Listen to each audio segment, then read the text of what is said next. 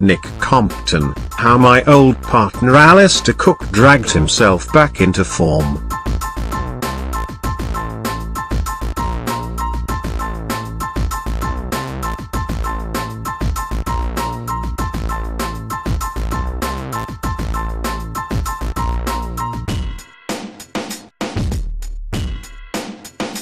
The Ashes may have gone, but individual cricket careers are about far more than one series.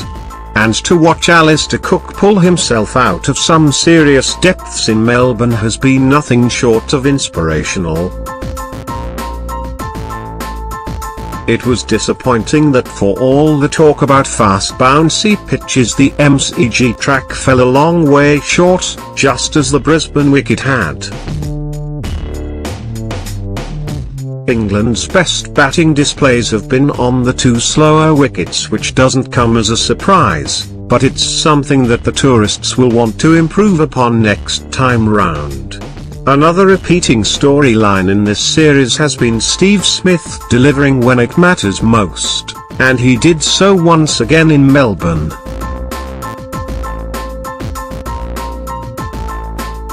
His ability to adapt to the situation is impressive, and he has certainly won the captaincy battle with his counterpart Joe Root.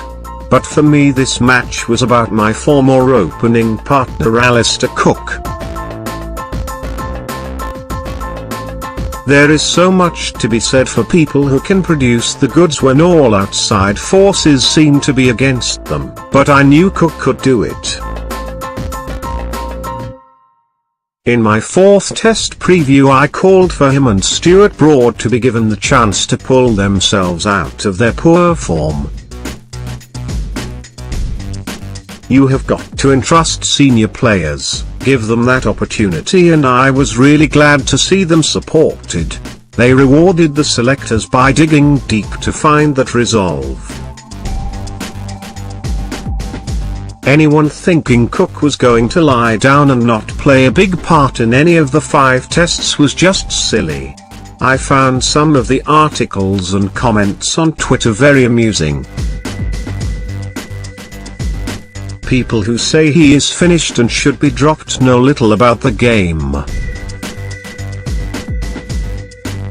Yes, watching Cook in this series has been a struggle for me, and everyone knew how important his contributions were going to be on this tour.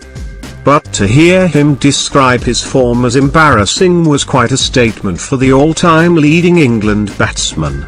Feeling embarrassed about your form is horrible. You can often sit there after another poor dismissal and think, what on earth was that? And do I really belong here? It really can play games with your mind. You've been there before a number of times and you know you can do it, but the harder you try, the more frustrating it is. Hard work, however, is really the only solution. I respect Cook so much because he is the master of finding a way.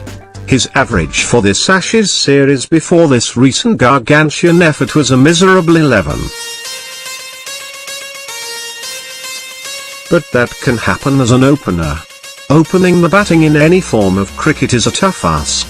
It breeds a certain type of individual, and only those who have walked the walk know just what you are dealing with.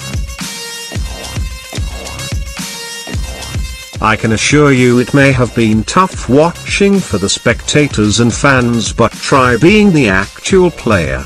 Cook will have been going through hell.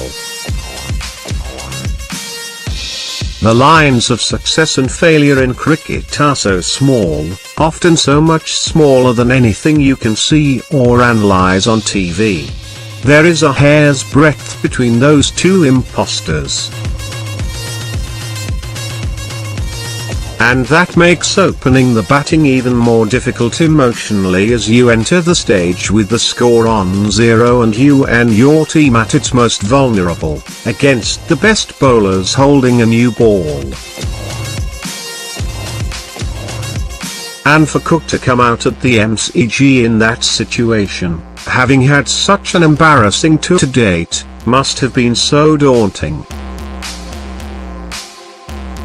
He would have spent the days before this innings digging as deep as he can, drawing on all his favourite superstitions, which may just be thoughts, or other things that have worked before.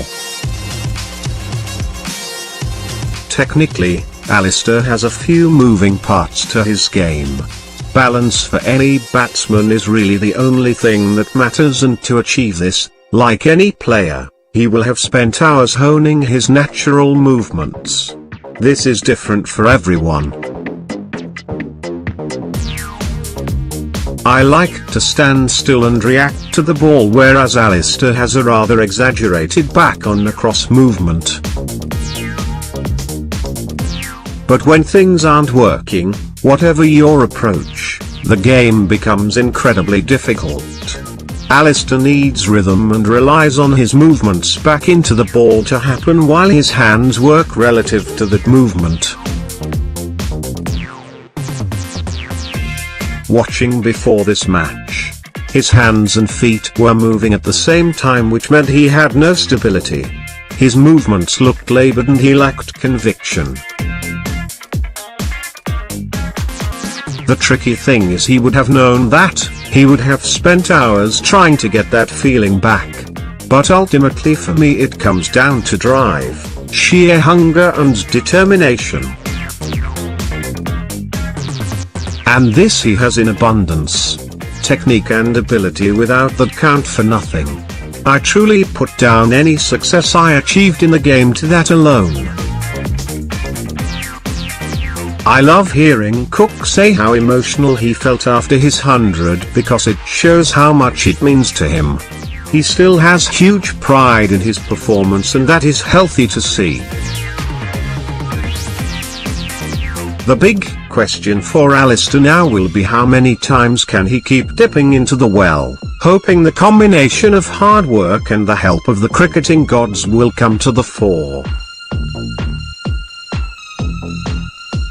But the well doesn't look like it is dry just yet, which can only be a very good thing for this England team as they continue to repair the damage done by 3 straight Ashes Test defeats.